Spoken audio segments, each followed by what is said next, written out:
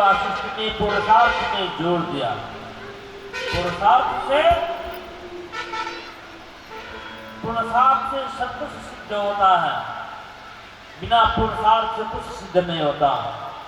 और दूसरा शास्त्र यहाँ भागवत में कहते हैं विधि का विधान। अब ये जो भागवत हो रहा है यहाँ, आप क्या बताएं, ये भाग्य की बात है, पुरुषार्थ की बात है। तो भाग्य और पुरुषार्थ दोनों को सम्मिलन किया महाभारत। भाग्य भी चाहिए और पुरुषार्थ भी चाहिए। भाग्य हो, देखिए अभी भाग्य है, बिना विघ्न से, विघ्न रहित हम लोग भागवत में अभी बैठे। यदि विघ्न हो जाए तो पुरुषार्थ को भी फेल कर देता है। इसलिए यहाँ कहते हैं चित्रकेतु के हजारों रानियां थी, संतान एक भी नहीं था। चित्रकेतु बहुत चिंतित था, उनके ऊपर में कृपा करने के लिए अगस्त ऋषि आते हैं। इनकी कथा आप लोग आगे श्रवण करेंगे। देखिए सभी कथा का सारांश से महत्व में वर्णन किया गया है थोड़ा थोड़ा इनकी कथा। तो वहाँ चित्रकेतु के हजारों रानियों में संतान नहीं था। संतान अगस्त ऋषि किसी प्रकार यज्ञ आदि करके उनको प्रदान करवाए, लेकिन उस संतान से उनको सुख नहीं मिला। पुत्र तो हो जाएगा लेकिन सुख नहीं मिल सकता। इसी प्रकार छोड़ो हे ब्राह्मण, इस हट को छोड़ो। न यह सुखम पुत्र यथा देव हतो देव ही आपको उल्टा है, तो आपको व्यर्थ प्रयास करने से कोई फायदा नहीं। अच्छा ठीक है, हठ है, एक तरफ हठ है, पुरुषार्थ है, एक तरफ भाग्य है। अब आगे का इस प्रकार ब्राह्मण को हठ अपने रखेंगे नहीं, क्योंकि आप नहीं देंगे तो हम आपके सामने में प्राण त्याग कर दूंगा। तब इधर प्राण त्याग करने के लिए आग्रह करें, महात्मा कृपा करके एक फल देते हैं। लो ब्राह्मण, इसको आधा भाग अपने खा लेना और आधा भाग पत्नी को दे देना।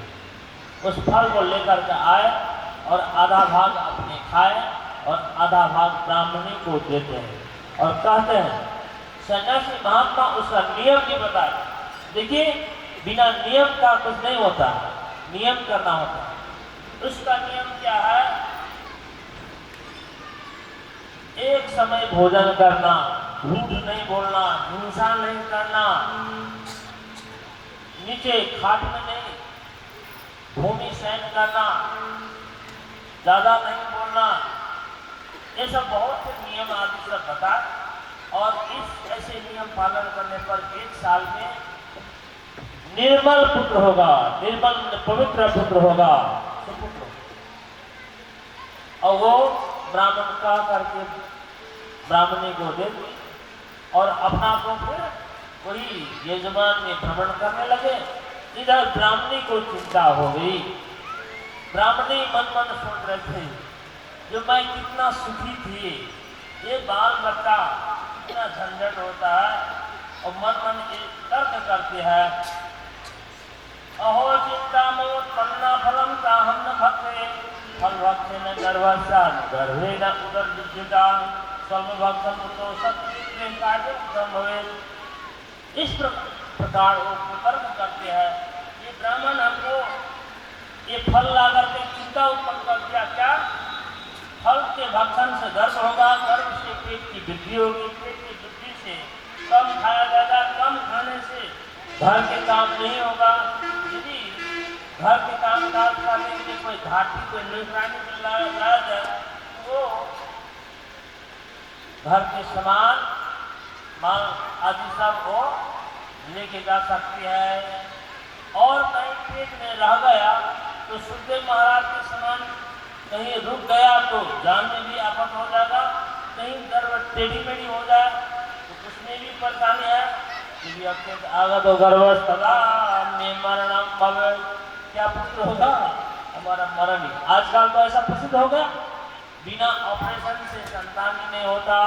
अपने जीवन दान करना पड़ता है तब कह सकते हैं। इसके लिए आप लोग अभी जो प्रातःकाल योग जो देख रहे हैं, योग के द्वारा एक ऐसा से पहले से यदि आसन आदि किया जाए तो ऐसी स्थिति नहीं आ सकती है। ऐसा भी है, रिसर्च किया हुआ, हम आप लोगों को कभी कभी बताएंगे। वो आसन वो पहले से अभ्यास किया जाए तो ऑपरेशन की स्थिति नहीं आ सकती। अच्छा, उसमें भी प्रसूत उदाहरण देखा, ये जन्म देने में दुख, लालन पालन में दुख, ये इतना शौच सत्य में रहना पड़े, शौच आदि ये सब नियम इतना झंझट है, हम ये सब नियम पालन भी नहीं कर सकते, इतना दुख भी नहीं सह सकती।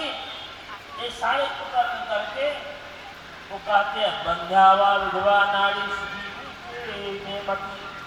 मेरे विचार में जो विधवा है या बंध्या है वही स्त्री सुखी है, लालन पालन में बहुत दुख का है।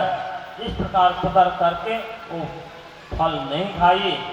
और पति के पूछने पर हाँ फल खाया तो खाया, झूठ बोल दी। और एक दिन उसकी बहन आई, देखी संजोग कैसा हुआ। एक दिन उनकी बहन आई और बहन आए तो बहन के सामने बोली देखो ये फल खाने पर ऐसा होगा, फल खाने पर गर्भ होगा। और इसे सारे बात सारे बताए। उनकी बहन भी 19 से 20 हो गई। वो बहन कहते मेरे अंदर में गर्व है, तुम इस फल को गाय को खिला दो परीक्षा के लेने के लिए। वास्तव में महात्मा के दिया हुआ फल से पुत्र होता है या नहीं होता।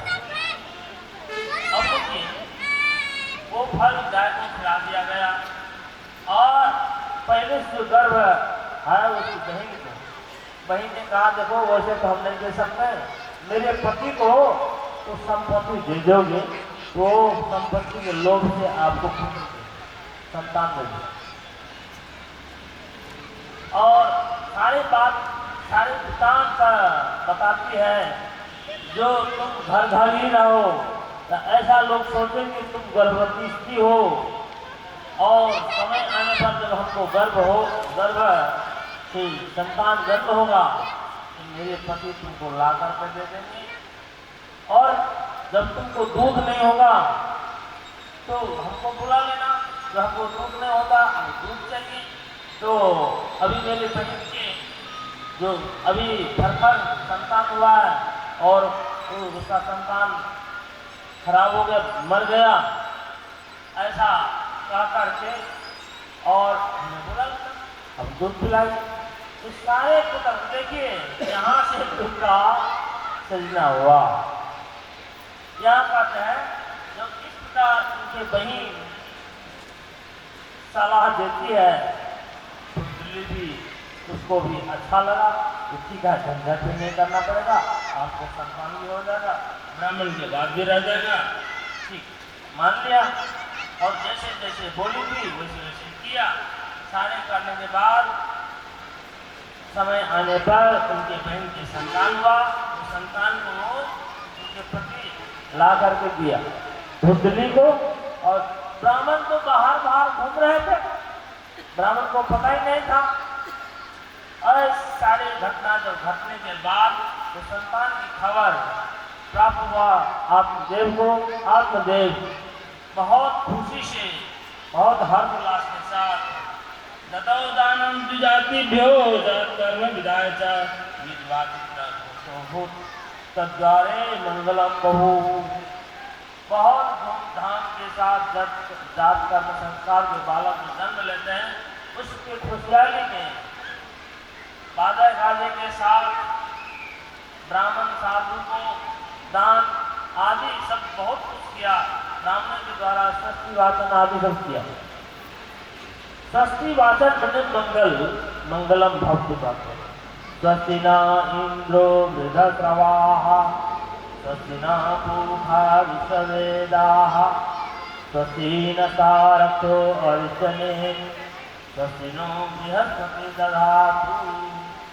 इस प्रकार मंगल वाचन के साथ ब्राह्मणों के द्वारा ये सब जाप कर्म संस्कार किया गया। और उसके बाद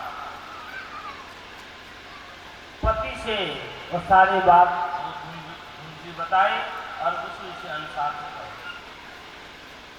अब उस थोड़ी ही समय के बाद उनके गाय, आत्मदेव की गाय एक मनुष्य संतान दिया।